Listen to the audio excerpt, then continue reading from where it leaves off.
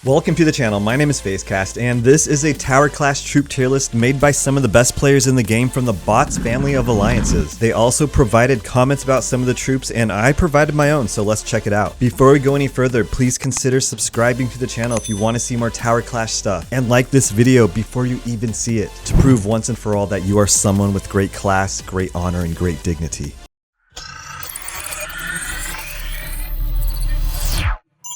Starting things off in the F tier, we have Infantry and Ogre Warriors. Infantry can increase damage by 20% when attacking a neutral tower, but they have low basic stats compared to other troops. And Ogre Warriors can increase 40% defense during upgrading, but that's kind of specific, and this card also kind of has low basic stats in comparison to other troops. Alone in the D tier, we have Iron Guards. Iron Guards have higher defense than the previous cards and can increase a Master Tower's defense they occupy by 20%, but they aren't considered to be good. In the C tier, we have the Fire Mage, Paladin, and Priest Mage. The Fire Mage is moderately strong in both defense and attack, and its special skill will ignite enemy towers for 6 seconds. It's preferable to have a level 4 or level 5 tower to make smaller rushes easier to defend. The Paladin's base defensive stat is the same as the Stone Golems. On top of that, the Paladin's defense will increase when the building's population is 50%, and if you have a level 3 or above tower, the Paladin becomes one of the best defensive cards in the game. However, its weak attack and slow speed makes it somewhat unusable. The Priest Mage and Ice Mage are similar in that they both slow down enemy movement speed, but the Priest Mage only does this when the enemy is attacking its castle, and its defense is slightly lower than the Ice Mage, which makes the Ice Mage the more preferable troop. In the B tier, we have the Bomber, Harbinger of Fire, Ice Mage, Magic Apprentice, Scholars, Soul Hunters, Viking Warriors, Witchcraft Totems, Cactuses, and Nuns. The Bomber is a fun card to use because it deals an extra 150% to the enemy's main tower, and if you are lucky enough to spawn a Bomber next to the enemy's main tower, it's basically game over for them. Within seconds after a Harbinger of Fire enters your own building, upgrading the building will not change the building type. This makes the Harbinger of Fire great alongside specific troops like Peltists and Witchers, who utilize their own buildings to connect to and boost the stats of other friendly buildings, and Yasha, who is obviously stronger with a higher level building. The biggest downfall is that this card has a 0.95 movement speed, which is slow.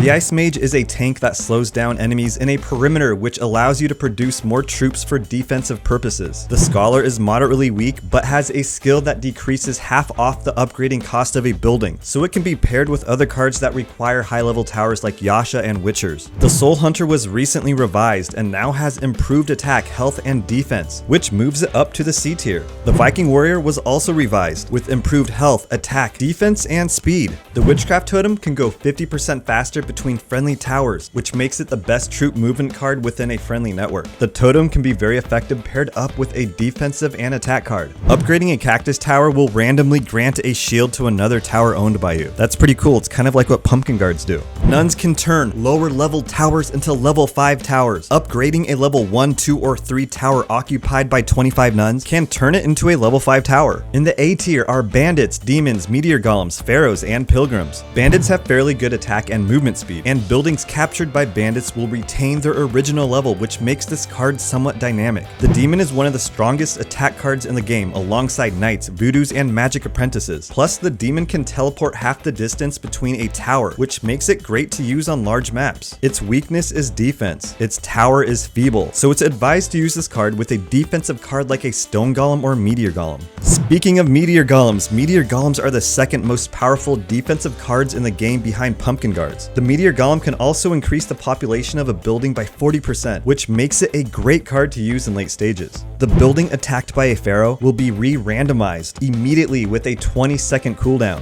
When Pilgrims are stationed in an arrow tower, the arrow tower will have the same troop spawning speed as defensive towers. Snuggled right between the A and the S tiers is the A/S tier, where we have Inquisitors, Stone Golems, Voodoos, Yasha, and Templar Knights. The Inquisitor's special skill of passing through a neutral tower makes it the best rush card on most maps. It also has a very high base attack and high defensive behind troops like Meteor Golems. If your initial rush with this card fails, this card's high defense will help you hold up. The Stone Golem has one of the highest defenses in the game, but it's really slow, and you don't want it to take up too many of your own towers, or you can lose some matches. But its skill is is really unique and can cause a lot of frustration for your opponent. The Voodoo's special skill of stopping towers from producing troops and arrow towers attack for 5 seconds is a very scary skill. It's a counter skill to the Swordsman and Taurus Witcher because it halts their production skills. Yasha's attack improves by 15% per level each time its tower is upgraded. So once a Yasha tower reaches level 3 or above, it would have a higher attack than other cards with the highest base attack in the game.